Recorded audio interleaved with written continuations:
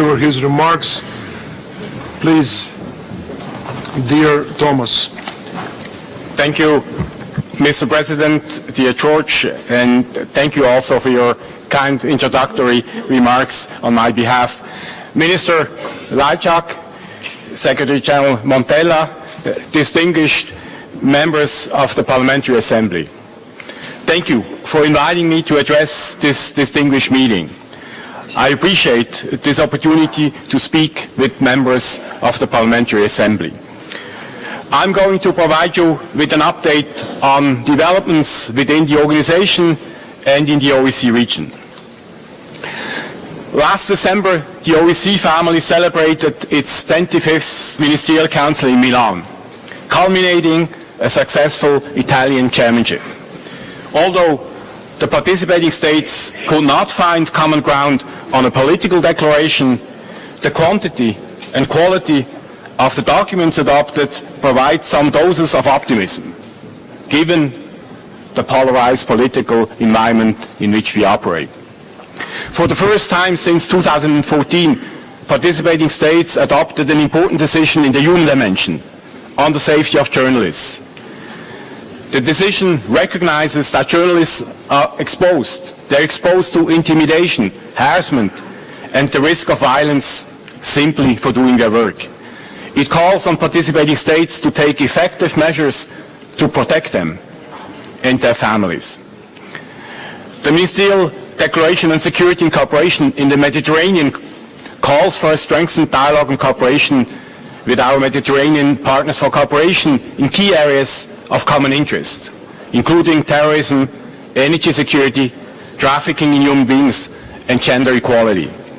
And it also gives political direction to put relations with our Mediterranean partners higher on the OEC agenda. Participating states also adopted important texts on the role of youth in contributing to peace and security efforts, on digitalization, on combating violence against women, and on combating child trafficking. The overall outcome, I think that is fair to say, was more positive than many of us expected. Ladies and gentlemen, there have also been some positive developments in our region. The successful diplomatic process between Skopje and Athens has opened new possibilities for increased regional cooperation and integration in Southeast Europe. This inspiring exercise deserves recognition and praise. The achievement underscores that even after many years without progress, solutions are still possible, and statecraft and diplomacy can prevail over populism and nationalism, producing practical outcomes that reinforce security and stability. We have also seen progress on the Transnistrian settlement process, and I hope this will encourage the sides in other conflicts in our region to take steps to improve conditions for the people on the ground, which then could help prepare the path for peaceful settlement. The OEC remains strongly committed to our role in co-chairing the Geneva International discussions, and we also hope to see progress in the Minsk process, working towards a peaceful solution to the Nagorno-Karabakh conflict. The commitment by the leadership of Armenia and Azerbaijan to prepare their populations for peace, I think this is a very promising signal. And here I would like to stress the need to intensify our efforts to work together constructively in all the existing mediation formats. I would also want to mention Central Asia, where a new era of increased regional cooperation and connectivity has begun. This will have a positive impact on the people of the region, and it will enhance security and stability in Central Asia, and for us all.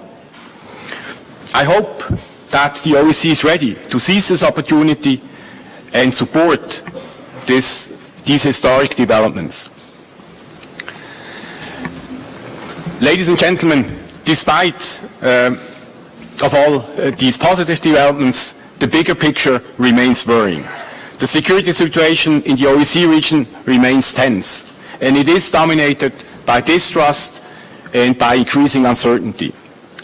Last week, at the Munich Security Conference, Minister Lajczak has alluded to it, the atmosphere seemed particularly gloomy. As the conference overarching theme so brilliantly put it, the pieces of the international order's puzzle seem to be scattered. Someone will have to put them back into place. I'm convinced that the only possible solution will have to be cooperative and will have to include all stakeholders. In other words, it will have to be multilateral. I'm equally convinced that the OEC could offer a solid frame for putting these puzzle pieces together. When I think of the principle and commitments this organization stands for, when I think of the inclusive platform for dialogue and joint action this organization offers, when I think of the tools to prevent, manage, and resolve conflict. Unfortunately, multilateral institutions are increasingly under attack by a wide range of actors, including prominent world leaders and decision makers. The very idea of multilateralism is in question. But it should be obvious to us all that the extraordinary complexity of today's international security challenges and the accelerating speed of change caused by the fourth industrial revolution will require joint and will require coordinated action. Ladies and gentlemen, finding a peaceful resolution to the crisis in and around Ukraine remains OEC's top priority. The OEC continues to help de-escalate tensions on the ground and support efforts to find a peaceful solution. I'm concerned that the growing distrust between the sides hinders implementation of the Minsk agreements, which remain the best and for the time being still only path we have to achieving peace. Tensions over the Azov Sea and Kerch Strait are deeply worrying. On the 26th of November, I issued an early warning to participating states in the Permanent Council, calling for restraint and measures of de-escalation. Meaningful dialogue is the only way out. Meanwhile, civilians in eastern Ukraine continue to pay the highest price. The chairperson in office has taken a keen interest in identifying targeted and deliverable measures to help alleviate civilian suffering. So, with the support of the Secretariat, the Special Monitoring Mission to Ukraine, the SMM, is increasing its efforts to improve humanitarian conditions. And this, ladies and gentlemen, includes brokering local ceasefires on the ground. More than 1,000 last year only, to enable repairs to critical infrastructure serving people on both sides of the contact line and preventing further escalation of local ceasefire violations. Ladies and gentlemen, it is often said that international organizations should be more efficient. They should be more effective. I share this assessment, and I agree they need to be reformed. In the OEC context, we need to ensure that the organization remains fit for purpose to address critical 21st century security challenges. One way we are doing this is by stepping up efforts to achieve gender equality, by enhancing the role of women in preventing and managing conflict, promoting women's contribution to the economy and combating all forms of violence against women and girls. And I'm pleased to announce that on the 8th of March, we will present the main findings of a very comprehensive OEC-led survey on violence against women. We are also looking at ways to strengthen the organization itself. The Secretariat has been improving its ability to provide strategic support to chairmanship, to Troika and participating states by the creation of a strategic policy support unit. And in an effort to enhance the Secretariat's effectiveness, we have undertaken a comprehensive management review supported by Ernst & Young. We have identified multiple areas where we can improve business processes and make better use of scarce resources. In November, we began to implement changes, and the transformation process is already yielding concrete results. Successful completion of this transformation process will modernize OEC management policy and practice and ensure that our structures meet contemporary needs. We are also looking at ways to reform the organization's cumbersome budget process, to attract and retain high-quality staff with a specific focus on gender parity, to better mainstream gender and youth in our policies and activities, to make better use of technology, mainly, of course, IT technology, and to more effectively promote the OEC and the impact of our work. A number of initiatives have been tabled for the approval of participating states, including reform of the OEC budget process and improvements to the OEC's accounting system. Consensus is still to be reached, but I'm confident that with your support in advocating for reforms like these, we will better position the organization for the future. Ladies and gentlemen, this organization's ability to cope with both old and new challenges largely depends on the availability of human and financial resources. Although threats to our common security continue to grow, some participating states still insist on a zero nominal growth policy for the organization's unified budget. And you know, zero nominal growth does not mean that you simply have the same amount of resources available as of last year.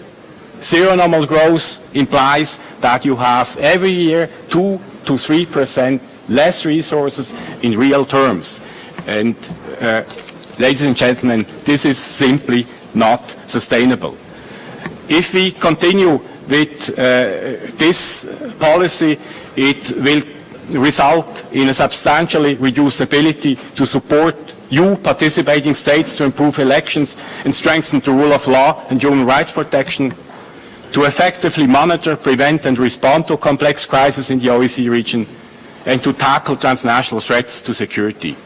In short, it will diminish this organization's flexibility and undermine its comprehensive approach, shrinking our organization's ability to contribute to peace and security. So, ladies and gentlemen, please help us to revert this trend. I ask you for your support to ensuring that the OEC receives the resources it needs to succeed. Ladies and gentlemen, let me conclude. The unique potential of the OEC is made stronger thanks to close cooperation with the Parliamentary Assembly. Just think of the excellent cooperation the PA has with ODIHR, particularly on election observation missions. Relations between the OEC Secretariat and the Parliamentary Assembly are strong and constructive, and they have intensified during the last year, believe me. I often meet with President Tsereteli and Secretary General Montella. Our teams ensure smooth and productive coordination in harmonizing messages for meetings with key stakeholders. Recently, a delegation of the PA's second committee visited Vienna and met with the coordinator for economic and environmental activities. And in November, the chair of the PA's ad hoc committee on countering terrorism addressed our security committee and held a number of meetings with Secretariat staff. Thank you, President Tsereteli. Thank you, Secretary General Montella, for your dedicated efforts to make all this possible. I look forward to continued close collaboration with the PA in the months and years to come. And I'm particularly looking forward to meeting with your Bureau in Copenhagen on the 8th of April. Thank you very much for your attention.